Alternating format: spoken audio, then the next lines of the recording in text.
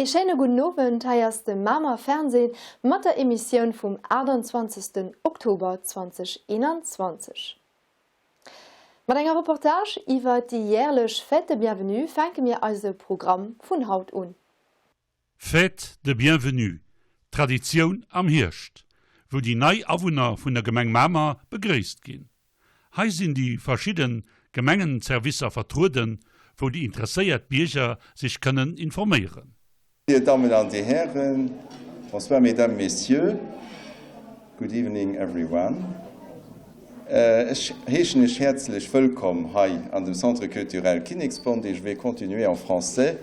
Et for those speaking English, we will have contact afterwards. Mesdames, messieurs, on fait cette journée de bienvenue toutes les années à la rentrée, donc vers la mi-septembre, pour accueillir les nouvelles citoyennes et les nouveaux citoyens. Vous savez bien que la commune de Mamre a connu un très grand essor au niveau de la croissance de la population, étant donné que nous dépassons actuellement les 10 400 citoyens. Il y a une quinzaine d'années, il y avait 6 000 habitants dans les localités de Mamre, de Kapellen et de Holzem. Je suis tout à fait fier que nous avons presque 150 personnes qui assistent à cette fête de bienvenue et j'ose espérer qu'on puisse se rencontrer également dans toutes les autres manifestations qui vont se suivre dès l'automne prochain, maintenant dans la quinzaine à venir jusqu'en hiver, sous le régime du Covid-check, parce que cela permet quand même d'avoir des relations, je dirais, plus directes avec nos concitoyens.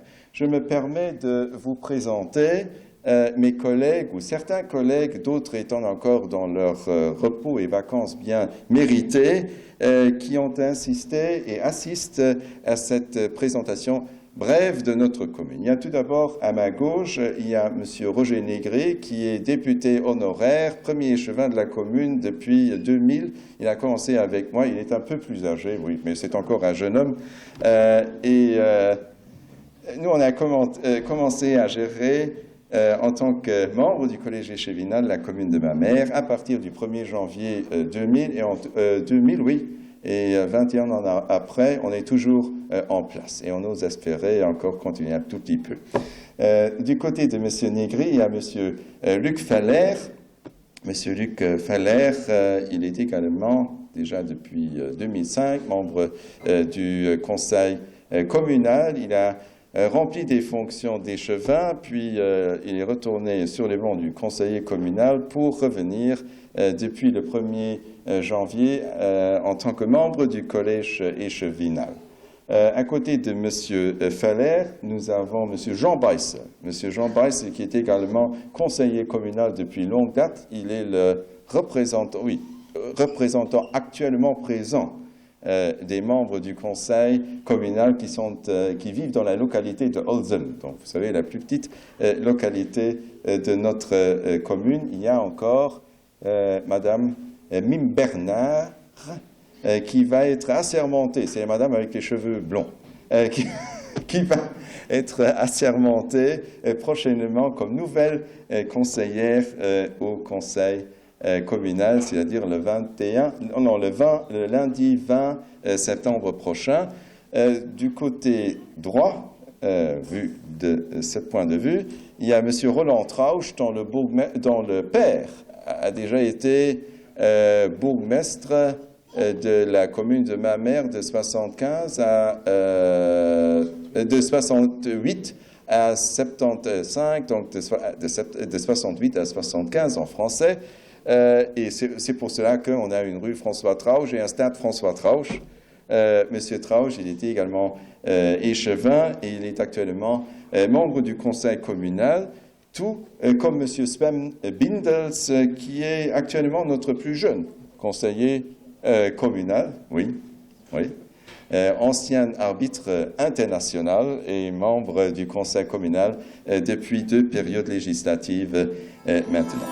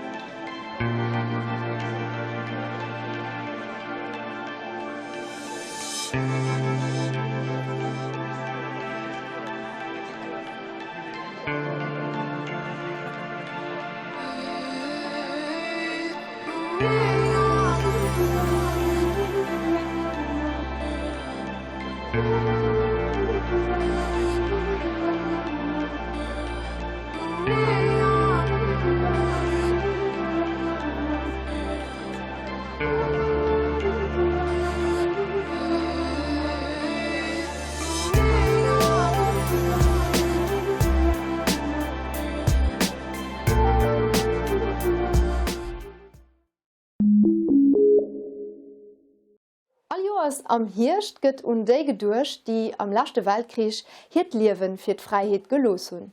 Hei als Reportage vun der Journée de Commémoration.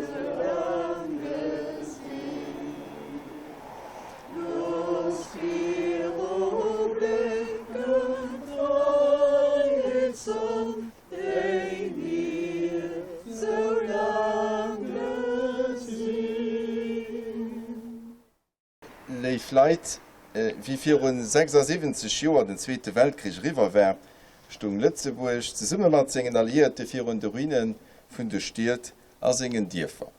Als Land huet no den batteren Krisjoren ass alle Wonnen geblut.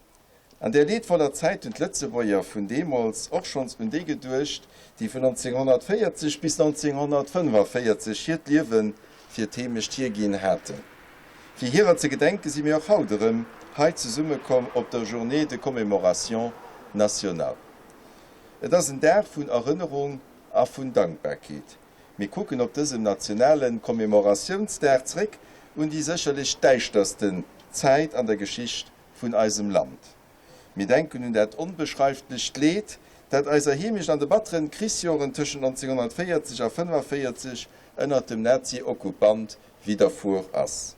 Wir erinnern uns heute an all das Schreckliche, was Tausende von Lützebäuer heim, an der Fremd, an der Umsiedlung, am Arbeitsdienst, am KZ, an der Kälte, am Schnee, wo müsste mitmachen. Sie, jung und Männer jung, Frauen und Männer, kruten das Wichtigste, wer der Mensch schuld, hier Freiheit weggeholt. Akzeptiert und sie das aber nicht. Sie haben Stil, sie von allem Charakter bewiesen. Und viel von ihnen und das müsste mit Leben bezahlen. Über 8000 Lützebäuer haben nach dem Krieg hier heimisch nicht mehr rumgesehen. Mort pour la patrie, gestorben für Themischt, so steht es, geschrieben auf ungezählten Monumenten an unsere Städte und auch an unseren Dörfer. An ihren Ansatz von Demos war nicht umsonst. Heute wissen wir eigentlich, was hier ein entscheidendes Kapitel von der Lützebäuer Geschichte an diesen Jahren geschrieben wird. Den 10. Oktober 1941, also nur genau 84 Jahre, als von den Aktdaten von unserem Land, von unserer Nation ging. Den Tag hatten die Lützebäuer zu 97% dem Nazi-Okkupant schriftlich zu wissen gehen, dass sie Lützebäuer an ihr Spruch Lützebäuisch wir. An einem Moment von größter Gefahr für die Zukunft hatten als Vierfach von Demos an ihr Kameraden, wo Haut Chemie erinnert ist, den Mut für unmissverständlich hier Zuständigkeit an ihre Identität zu bekennen. Ein knapp Jahr spät, nämlich den 31. August 1942, haben sich Stapper Lützebäuer gegen die Affäre von der Wehrpflicht gewehrt und einen Generalstreik ausgerufen. 21 unschuldige Männer haben das Duno mit ihrem Leben bezahlt. Die, denen wir heute gedenken, haben mit ihrer geliebten Solidarität, ihrem Einsatz für demokratische Werte, für die Freiheit, für den Respekt für den Mensch, für Frieden, Gerechtigkeit, den Grundstein von unserem Land an seiner Platz an der internationalen Staatengemeinschaft gelöst. Wie vielleicht, wir können hoffentlich auf Lützebäuer von Demos sein, weil hier Generation sakrifiziert gouf, weil sie an den Nachkriegsjahren den Abbau von dem Land an die Hand geholt, weil sie die Bausteine für ein demokratisch und ein vereinten Europa gesetzt haben, die für mich heute auf Freiheit leben. Und dafür so mir hinnen, die zu allermeist am Land schon eismisten Edisoen ganz einfach merci.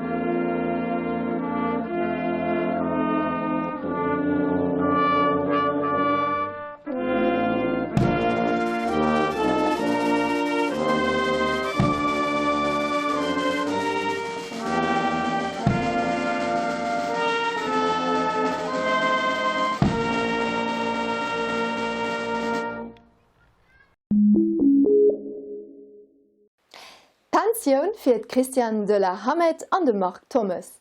An dënno e puer Impressionen vun der Arrivée vun enger Etapp vum Skoda Tour de Luxembourg zu Mammer. Et goufen 2 jung Enseignants am Pension geschickt. Für mat den Wider vom Burgermeister Gilles Roth zu soen. Christian de la Hamet an den Marc Thomas. Christian de la Hamet war auch als Vizepräsidentin vom Schulkomitee tätig. An den Marc Thomas war Präsident vom Schulkomitee. Et goufen lowend wieder vom Schulchefen Luc Feller a Burgermeister Gilles Roth. No 40 Jahre Dienst am Corps d'Enseignant wär den auch komplett ugetruden, für denen 2 Pensionären alles Gutes für die Zukunft zu wünschen.